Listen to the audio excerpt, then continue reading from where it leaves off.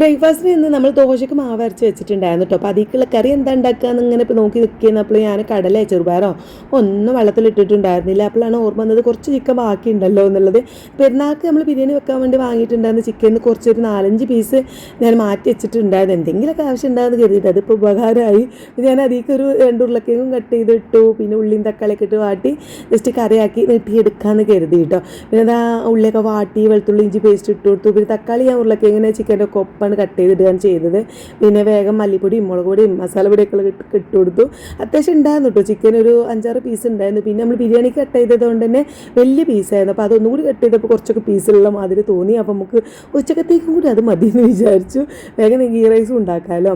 അങ്ങനത്തെ മാവ് എന്നാണെങ്കിൽ നല്ല അടിപൊളിയായിട്ട് പൊന്തി വന്നിട്ടുണ്ടായിരുന്നു കേട്ടോ. ചില ദിവസം ഇങ്ങനെയാണ്, നല്ല മാവ് വരും.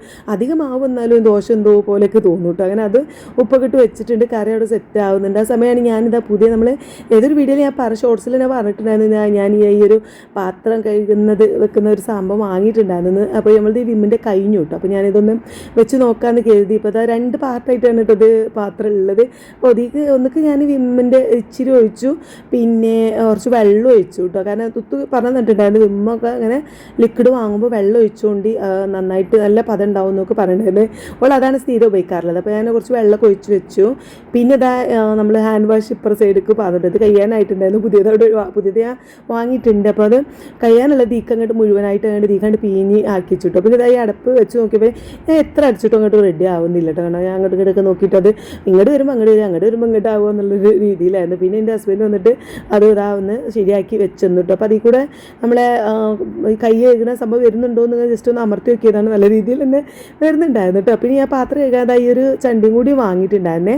അപ്പോൾ നമ്മൾ ഈ ഒരു സംഭവം ഞാൻ തുത്തൂൻ്റെ വീട്ടിൽ കണ്ടതട്ടോ. അവിടെ ഈ ചായപാത്രമൊക്കെ ഉണ്ടാവും, നമ്മൾ പാല് തിളച്ച ചായപാത്രമൊക്കെ ഉണ്ടാവില്ല, അതൊക്കെ ഉരക്കാനും ഞാൻ സ്ഥിരം കമ്പിച്ചണ്ടി കേട്ടോ ഉപയോഗിച്ചിട്ടുണ്ടായിരുന്നു. ഈ ഒരു ചണ്ടി ഉണ്ടായപ്പോൾ അതിൻ്റെ ആവശ്യമില്ല കേട്ടോ. രണ്ടും അടിപൊളിയാണ്. അപ്പോൾ ഞാനിപ്പോൾ വെച്ചിട്ട് 2 ദിവസമായി. അപ്പോൾ നല്ല അടിപൊളി പാത്രവും സംഭവങ്ങളൊക്കെയാണ് കേട്ടോ. അപ്പോൾ എന്തായാലും നമ്മളത് അതൊക്കെ അവിടെ ആക്കിച്ചതിന് ശേഷം പിന്നെ എല്ലാവരും ഫുഡൊക്കെ വന്നതിന് ശേഷം ദോശ ചുടാം. ചിക്കൻ കറിയുടെ വേവുന്നുണ്ടായിക്ക്. പിന്നെ ഞാൻ ലാസ്റ്റ് മല്ലിച്ചപ്പും പുതിനയും ഒക്കെ ഇട്ട് കൊടുത്തു. അങ്ങനെ അതവിടെ റെഡി ആയിട്ടുണ്ട്. പിന്നെ മൂപ്പർക്ക് മാത്രമേ ഞാൻ വേഗം ദോശ ചുട്ടു. പിന്നെ ഓരോരുത്തർക്ക് കഴിക്കാൻ വരുന്നതിനനുസരിച്ചാണ് നമ്മളിവിടെ ദോശ ചുടാറുള്ളതല്ലോ.